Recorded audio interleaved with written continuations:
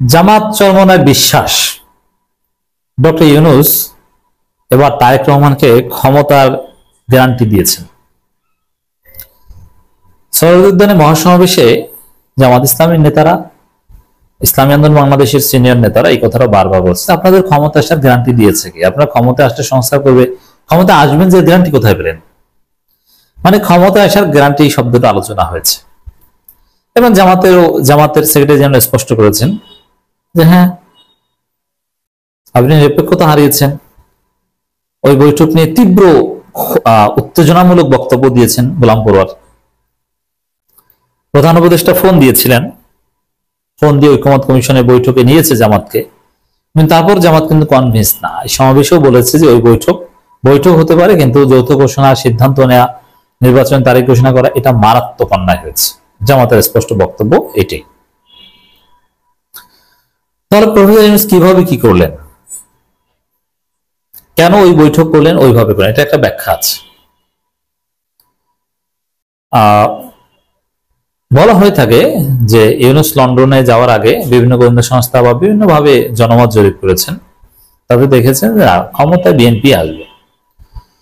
ইসলামপন্থীদের প্রতি জনতার তীব্র সমর্থন তৈরি হয়েছে, কিন্তু ওই সমর্থন ব্যালট পেপারে আনার মতো সক্ষমতা ইসলামপন্থীদের নেই।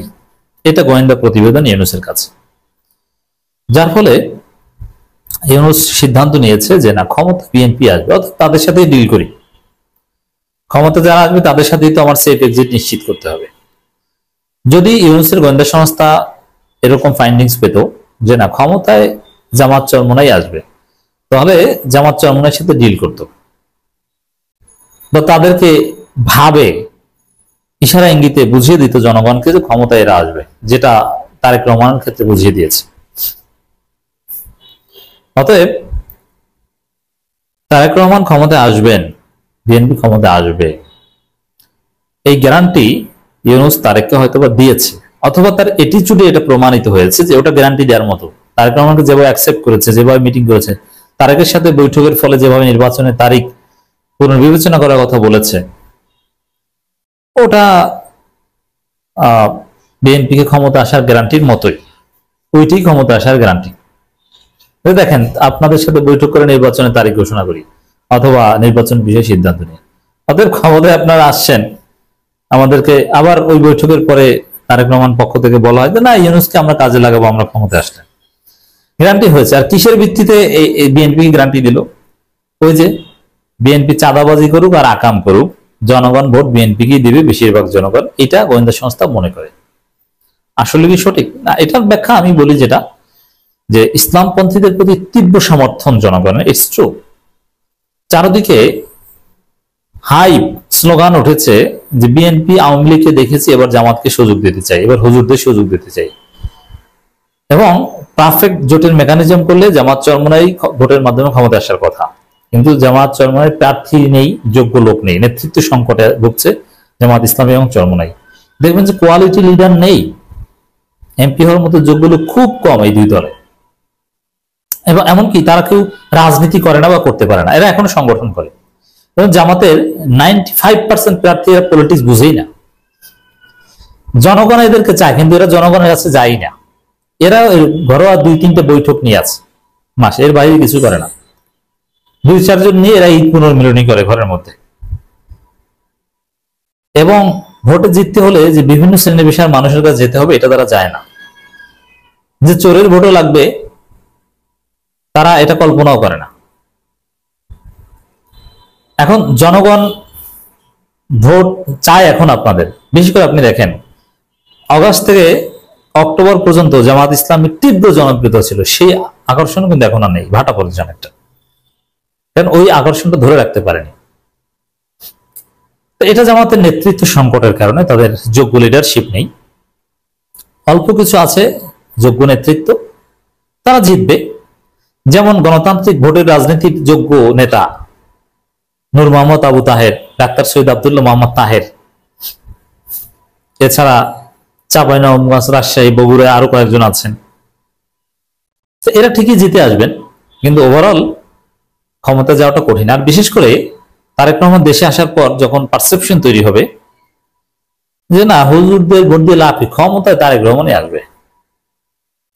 এই পারসেপশন যে অনেক ভাসমান ভোটার যারা জামাত চরমনাইকে বা হুজুরদের ভোট দেওয়ার সিদ্ধান্ত নিয়েছিল, তারা জামাত চরমনাইকে ভোট না দিয়ে বিএনপি কে ভোট দেবে, বলবে এরা খারাপ হলো, আমার লাভ তো এরা, বিএনপি তো আমার কাছে এসেছে, অতএব আমাকে তো ব্যক্তিগতভাবে প্রোটেকশন দিবে, তারা দেশের ক্ষতি করে করুক।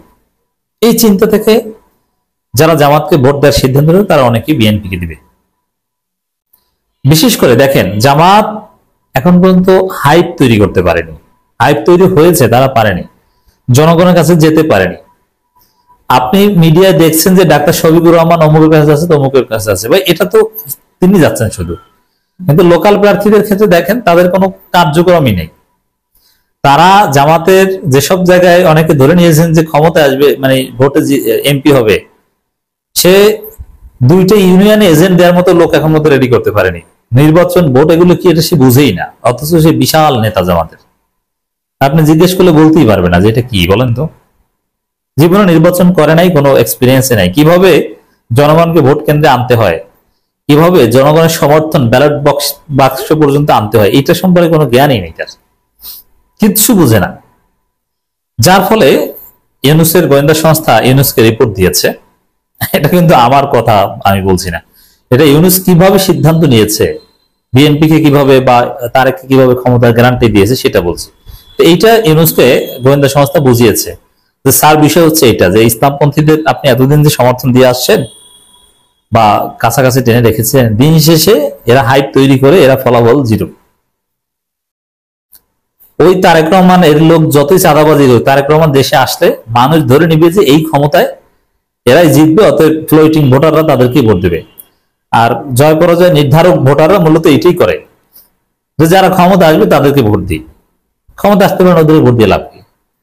আর কিছু আদর্শিক ভোটার আছে, তারা একটা ভোট পেলে ওই একটা ভোটে সে দিবে, এটা আছে, এই সংখ্যাটা দিয়ে ক্ষমতা আসা যায় না।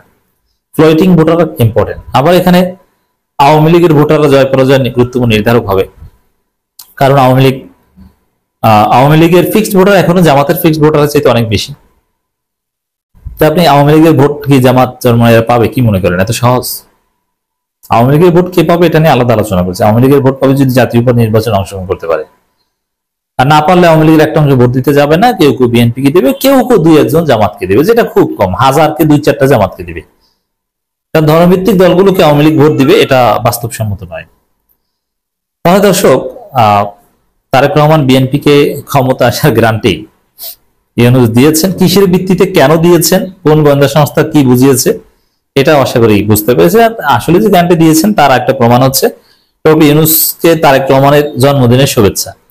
এখন জামাত বিএনপির লোকজন, এনসিপির লোকজনও কিন্তু ঢালাওভাবে ইউনূসকে জন্মদিনের শুভেচ্ছা জানায়নি, কিন্তু বিএনপি তারেক রহমান জানিয়েছে। তারেক রহমানের সাথে লন্ডন বৈঠক বা সমঝোতা না হলে তারেক রহমান ইউনূসকে জন্মদিনের শুভেচ্ছা জানাতেন না। এই জন্মদিনের শুভেচ্ছা জানানো এটা আরেকটা প্রমাণ যে ইউনূস তারেককে গ্যারান্টি দিয়েছেন যে বাবা তুমি নেক্সট প্রাইম মিনিস্টার। এটা গোয়েন্দা সংস্থার তথ্যের ভিত্তিতেই ওখানে ডিল করে এসেছেন।